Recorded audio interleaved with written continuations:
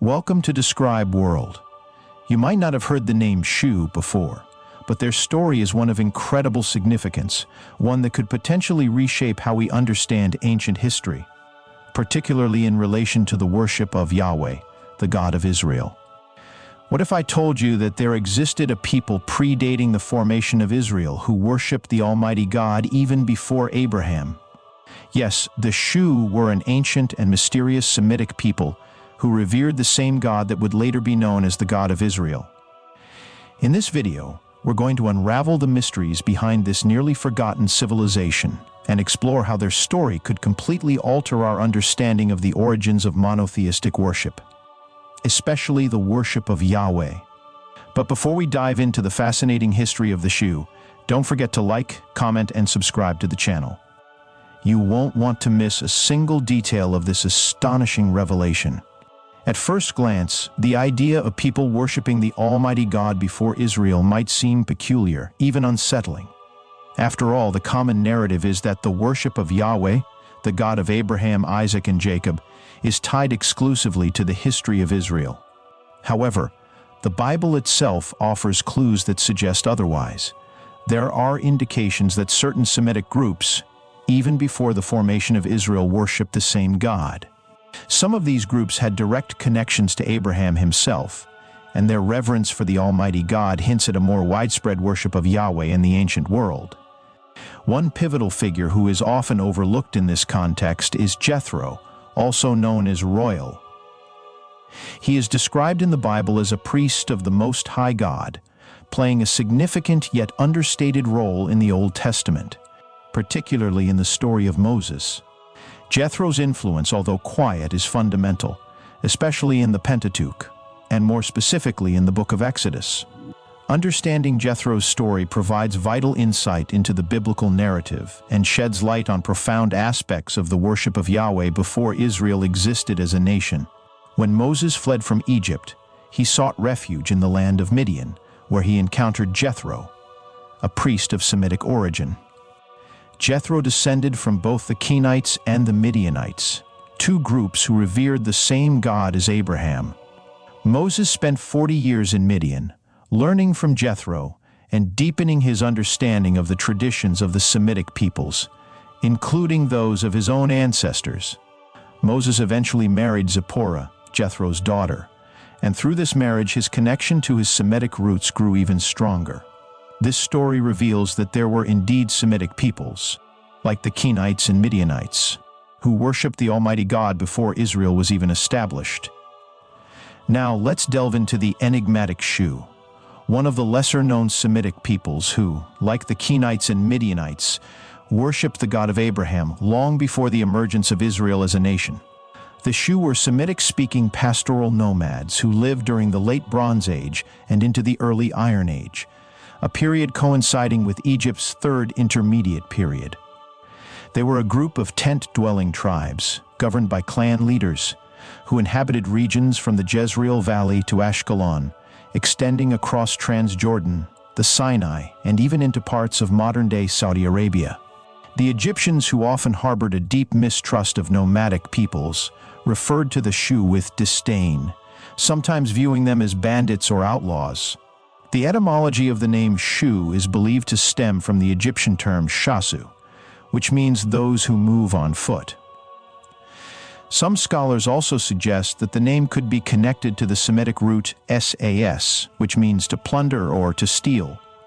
The Shu's homeland was likely in Transjordan, but they were also recorded in various other regions such as Canaan, Syria, Egypt, and Saudi Arabia. Their earliest known mention comes from a 16th century BCE Egyptian inscription, identifying them as a people from the Transjordan region. Despite the Egyptians' disdainful portrayal, the Shu's significance in history cannot be ignored. The first recorded mention of the Shu comes from the biographical inscription of Admiral Ahmose, discovered in El Kab, Egypt. In this inscription, Ahmose reports taking Shu prisoners while serving under Pharaoh Ahmose I during military campaigns in the north. The Shu were likely involved in conflicts with the Egyptians, and their presence is documented throughout several military expeditions, including those of Pharaoh Thutmose III. By the 14th century BCE, the Shu were recorded as enemies of Egypt with inscriptions listing them alongside other groups from the Levant. These inscriptions also make reference to a location known as SRR in the land of the Shu, which scholars believe could be related to the biblical land of Seir. This connection further suggests that the Shu were part of the broader network of Semitic peoples inhabiting the region, and their influence extended far beyond their own territory. Another significant reference to the Shu comes from the reign of Pharaoh Seti I and his successor, Ramesses II, during the 13th century BCE. Columns commissioned by these pharaohs in the temple at Karnak bear inscriptions listing the Shu as one of Egypt's enemies, indicating their active presence in the region. Despite these records, much of what we know about the Shu comes from Egyptian sources, which may have portrayed them in a negative light due to their nomadic lifestyle and frequent conflicts with the more settled Egyptian civilization. What makes the Shu especially intriguing is their possible connection to the worship of Yahweh, long before Israel became a nation. As Semitic-speaking nomads, the Shu likely shared cultural and religious practices with other Semitic groups like the Kenites and Midianites, who are known to have worshipped the same God as Abraham. In fact, some scholars have suggested that the name Yahweh itself may have originated among these ancient Semitic peoples, with the Shu playing a role in its early development. If this theory holds true, it would mean that the worship of Yahweh did not begin with the Israelites, but was instead part of a much older tradition among the Semitic peoples of the ancient Near East. This could radically change how we view the origins of monotheism and the development of Israelite religion. It also highlights the interconnectedness of the various Semitic groups in the ancient world and their shared reverence for the Almighty God. The history of the Shu people is a fascinating and complex chapter in the ancient Near East, where various groups were constantly interacting, influencing, and challenging each other. In particular, the Shu were a nomadic Semitic people who played a significant role in the political and military landscape of the region. The Egyptian records from Nubia mention 6 distinct groups of Shu, which included those of SRR, RBN, SSMT, WRBR, YHW, and PPS. These records suggest that the Shu were recognized as important adversaries to Egypt spread across a wide range of regions. The diversity of these groups also underscores their widespread influence and presence across the ancient Near East. The recognition of the Shu as a significant force in various regions shows their importance in both the political and military spheres of the ancient Near East. The Shu were not simply nomads living on the fringes of society. They had a powerful influence on the political and economic dynamics of the time. The Egyptians in particular saw the Shu as a major threat. Their presence in regions critical to Egypt's trade routes meant that they could significantly disrupt Egyptian commerce and influence. One of the most notable aspects of the Shu's presence in ancient records is their association with YHW, a term that has been connected to Yahweh, the god later worshipped by the Israelites. This association raises intriguing questions about the origins and religious beliefs of the Shu people. If one group of Shu was already connected to the worship of Yahweh, it suggests that the veneration of this deity may have predated the formation of Israel as a nation. The Shu's growing power in regions like Canaan, the West Bank, and Transjordan presented a significant challenge to the Egyptian Empire, particularly during the reigns of Pharaoh Ramses II and his son. Egyptian records describe intense punitive campaigns launched by the Egyptians against the Shu. These campaigns were meant to curb the Shu's growing influence and prevent them from further disrupting Egyptian trade and political stability in the region. The withdrawal of Egyptian forces from Canaan and other regions left a power vacuum that the Shu and their allies, the Abiru, quickly exploited. These nomadic groups were feared as powerful enemies, and Egyptian documents from the 18th dynasty record the capture of a large number of Shu prisoners, indicating their growing influence. The Shu were considered one of Egypt's greatest enemies, on par with other major powers like Babylon and Libya. One of the most intriguing aspects of the Shu is their connection to Yahweh. Egyptian texts from the reigns of Amenhotep III, 14th century BCE, and Ramses II, 13th century BCE, mention the land of the Shu of YHW. This is particularly significant because it suggests that the worship of Yahweh existed long before the formation of Israel. Some researchers have noted that the hieroglyphic translation of YHW corresponds strikingly to the Hebrew tetragrammaton for Yahweh. This connection opens up new perspectives on the origins and spread of Yahweh worship.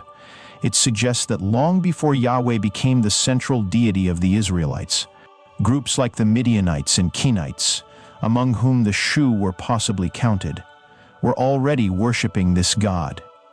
This fact challenges traditional narratives about the origins of monotheism and the development of Yahweh worship. The Shu were not only significant in the areas directly adjacent to Egypt, they also had a substantial presence in Canaan and the surrounding regions. The Shu inhabited fertile mountainous areas between the cities of Sela and Panan, likely near modern-day Gaza. Egyptian reliefs from the campaigns of Pharaoh Seti I describe the Shu as rebellious and chaotic people whose leaders gathered in the hills to plan revolts. They are portrayed as a constant threat to Egyptian control in the region, contributing to the persistent instability and conflict in Canaan. The Shu's dominance in Canaan and their ability to disrupt Egyptian trade routes made them a significant force in the region. Their close ties to the Abiru, another nomadic group, further amplified their influence. Egyptian documents from this period emphasize the Shu's growing power, and their presence in major conflicts with Egyptian forces is well documented. The Shu's connection to Yahweh also ties them to biblical narratives. Jethro, a Midianite priest and the father-in-law of Moses, is one figure who illustrates the existence of Yahweh worship before the formation of Israel. Jethro served Yahweh long before Moses led the Israelites out of Egypt, and his role in the Bible highlights the spread of Yahweh worship among Semitic groups like the Midianites. Another example is Job, described as an Edomite, who also worshipped God. These figures suggest that the worship of Yahweh was not limited to Israel but was practiced by various Semitic groups, including the Shu. Returning to the Shu of YHW, their connection to Yahweh is particularly noteworthy.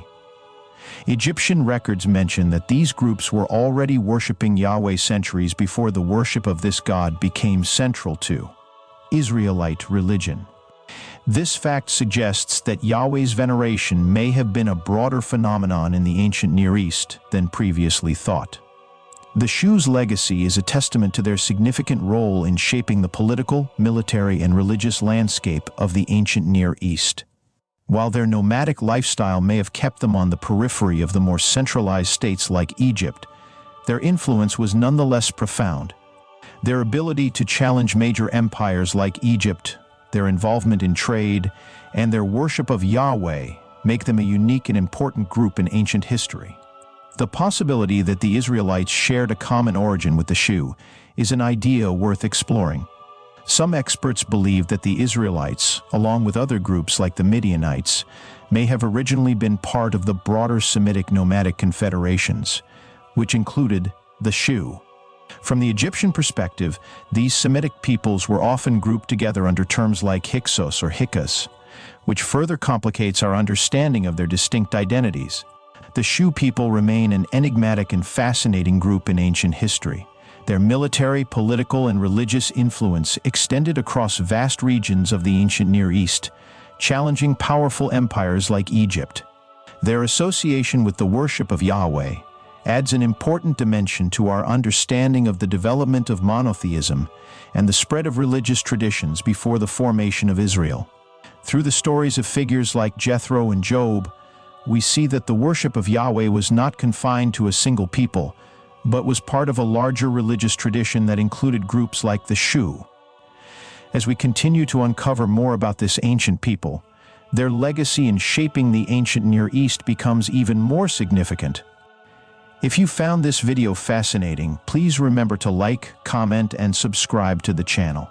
Stay tuned for more videos that delve deep into the mysteries of ancient civilizations and their untold stories.